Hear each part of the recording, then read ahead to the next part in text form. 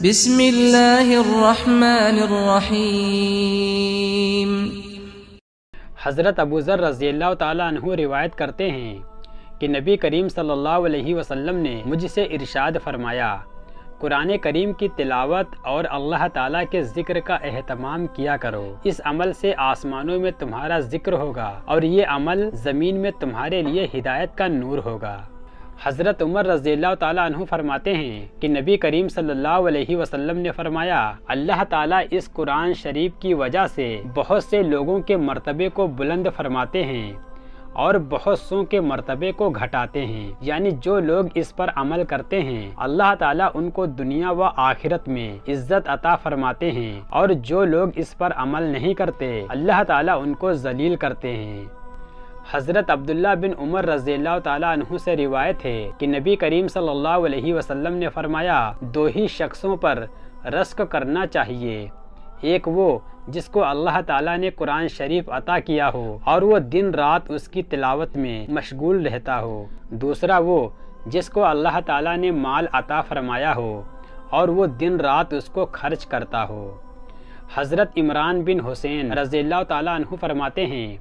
کہ میں رسول اللہ صلی اللہ علیہ وسلم کو یہ ارشاد فرماتے ہوئے سنا، جو شخص قرآن مجید پڑھے اسے قرآن کے ذریعے اللہ تعالیٰ سے ہی سوال کرنا چاہیے، ان قریب ایسے لوگ آئیں گے جو قرآن پاک پڑھیں گے اور اس کے ذریعے لوگوں سے سوال کریں گے۔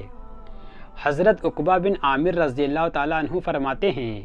کہ نبی کریم صلی اللہ علیہ وسلم کو یہ ارشاد فرماتے ہوئے سنا، قرآن کریم آواز سے پڑھنے والے کا ثواب اعلانیہ صدقہ کرنے والے کی طرح ہے اور آہستہ پڑھنے والے کا ثواب چھپ کر صدقہ کرنے والے کی طرح ہے۔ حضرت عبداللہ بن عمر رضی اللہ تعالیٰ عنہ سے روایت ہے کہ نبی کریم صلی اللہ علیہ وسلم نے فرمایا، قیامت کے دن صاحب قرآن سے کہا جائے گا، قرآن شریف پڑھتا جا اور جنت کے درجوں پر چڑھتا جا اور ٹھہر ٹھہر کر پڑھ، جیسا کہ تو دنیا میں ٹھہر ٹھہر کر پڑھا کرتا تھا، بس تیرا مقام وہی ہوگا جہاں تیری آخری آیت کی تلاوت ختم ہوگی۔ حضرت انس رضی اللہ تعالیٰ عنہ روایت کرتے ہیں کہ نبی کریم صلی اللہ علیہ وسلم نے فرمایا، اللہ تعالیٰ کے لیے بعض لوگ ایسے ہیں جیسے کسی کے گھر کے خاص لوگ ہوتے ہیں۔ صحابہ رضی اللہ تعالیٰ عنہ نے عرض کیا، وہ کون لوگ ہیں؟ ارشاد فرمایا، قرآن شریف والے، کہ وہ اللہ والے اور اس کے خاص لوگ ہیں۔ حضرت ابن عباس رضی اللہ تعالیٰ عنہ روایت کرتے ہیں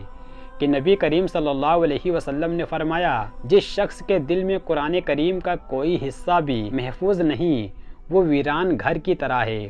یعنی جیسے مکان کے رونق و آبادی رہنے والے سے ہے، ایسے ہی انسان کے دل کی رونق و آبادی قرآن کریم کو یاد رکھنے سے ہے۔ حضرت سعد بن عبادہ رضی اللہ تعالیٰ عنہ روایت کرتے ہیں کہ رسول اللہ صلی اللہ علیہ وسلم نے فرمایا، جو شخص قرآن شریف پڑھ کر بھلا دے تو وہ قیامت کے دن اللہ تعالیٰ کے یہاں اس حال میں آئے گا کہ کوڑھ کے مرض کی وجہ سے اس کے اعضاء جھڑے ہوئے ہوں گے۔ حضرت عبداللہ بن عمر رضی اللہ تعالیٰ عنہ روایت کرتے ہیں کہ نبی کریم صلی اللہ علیہ وسلم نے فرمایا، قرآن کریم کو 3 دن سے کم میں ختم کرنے والا اسے اچھی طرح نہیں سمجھ سکتا۔ حضرت ابو دردہ رضی اللہ تعالیٰ عنہ روایت کرتے ہیں کہ نبی کریم صلی اللہ علیہ وسلم نے فرمایا، جس نے سورہ کہف کی شروع کی 3 آیتیں پڑھ لی وہ دجال کے فتنے سے بچا لیا جائے گا۔ حضرت ابو دردہ رضی اللہ تعالیٰ عنہ سے روایت ہے کہ نبی کریم صلی اللہ علیہ وسلم نے فرمایا، جس نے سورہ کہف کی شروع کی 10 آیات یاد کر لی وہ دجال کے فتنے سے محفوظ ہو گیا، اور ایک روایت میں سورہ کہف کی آخری 10 آیات کے یاد کرنے کا ذکر ہے۔ حضرت شوبان رضی اللہ تعالیٰ عنہ سے روایت ہے کہ نبی کریم صلی اللہ علیہ وسلم نے فرمایا، جو شخص سورہ کہف کی آخری 10 آیتیں پڑھ لے تو یہ پڑھنا اس کے لیے دجال کے فتنے سے بچاؤ ہوگا۔ حضرت علی رضی اللہ تعالیٰ عنہ فرماتے ہیں کہ نبی کریم صلی اللہ علیہ وسلم نے فرمایا، جو شخص جمعے کے دن سورہ کہف پڑھ لے وہ 8 دن تک یعنی اگلے جمعے تک ہر فتنے سے محفوظ رہے گا، اور اگر اس دوران دجال نکل آئے تو یہ اس کے فتنے سے بھی محفوظ رہے گا۔ حضرت ابو ہریرہ رضی اللہ تعالیٰ عنہ سے روایت ہے کہ نبی کریم صلی اللہ علیہ وسلم نے فرمایا، سورہ بقرہ میں ایک آیت ہے جو قرآن شریف کی تمام آیتوں کی سردار ہے۔ وہ آیت جیسے ہی کسی گھر میں پڑھی جائے اور وہاں شیطان ہو تو فوراً نکل جاتا ہے، وہ آیت الکرسی ہے۔ حضرت ابو ہریرہ رضی اللہ تعالیٰ عنہ سے روایت ہے کہ نبی کریم صلی اللہ علیہ وسلم نے فرمایا، ہر چیز کی کوئی چوٹی ہوتی ہے جو سب سے اوپر اور بالا تر ہوتی ہے، اور قرآن کریم کی چوٹی سورہ بقرہ ہے، اور اس میں ایک آیت ایسی ہے جو قرآن شریف کی ساری آیتوں کی سردار ہے، وہ آیت الکرسی ہے۔ حضرت نعمان بن بشیر رضی اللہ تعالیٰ عنہ سے روایت ہے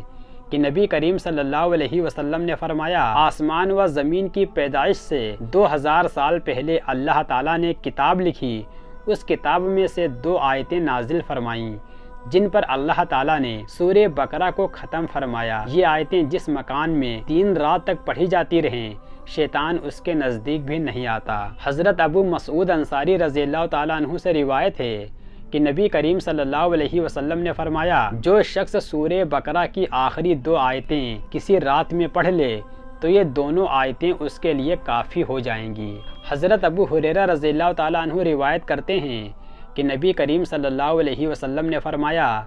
جو شخص رات میں 10 آیتوں کی تلاوت کرے وہ اس رات اللہ پاک کی عبادت سے غافل رہنے والوں میں شمار نہیں ہوگا۔ حضرت ابو ہریرہ رضی اللہ تعالیٰ عنہ روایت کرتے ہیں کہ رسول اللہ صلی اللہ علیہ وسلم نے فرمایا، جو شخص رات میں 100 آیات کی تلاوت کرے وہ اس رات عبادت گزاروں میں شمار کیا جائے گا۔ حضرت ابو ہریرہ رضی اللہ تعالیٰ عنہ روایت کرتے ہیں کہ نبی کریم صلی اللہ علیہ وسلم نے فرمایا، اپنے گھروں کو قبرستان نہ بناؤ، یعنی گھروں کو اللہ تعالیٰ کے ذکر سے آباد رکھو۔ جس گھر میں سورہ بقرہ پڑھی جاتی ہے شیطان اس گھر سے بھاگ جاتا ہے۔ حضرت جابر رضی اللہ تعالیٰ عنہ روایت کرتے ہیں کہ نبی کریم صلی اللہ علیہ وسلم نے فرمایا، جس کو یہ اندیشہ ہو کہ وہ رات کے آخری حصے میں نہ اٹھ سکے گا، اس کو رات کے شروع میں سونے سے پہلے وتر پڑھ لینی چاہیے، اور جس کو رات کے آخری حصے میں اٹھنے کی امید ہو اسے آخر رات میں وتر پڑھنے چاہیے، کیونکہ رات کے آخری حصے میں قرآن کریم کی تلاوت کے وقت فرشتے حاضر ہوتے ہیں اور اس وقت تلاوت کرنا افضل ہے۔ حضرت شداد بن اوس رضی اللہ تعالیٰ عنہ روایت کرتے ہیں کہ نبی کریم صلی اللہ علیہ وسلم نے فرمایا، جو مسلمان بھی بستر پر جا کر قرآن کریم کی کوئی سی بھی سورت پڑھ لیتا ہے تو اللہ تعالیٰ اس کی حفاظت کے لیے ایک فرشتہ مقرر فرما دیتے ہیں، پھر جب بھی وہ بیدار ہو اس کے بیدار ہونے تک کوئی تکلیف دہ چیز اس کے قریب بھی نہیں آتی۔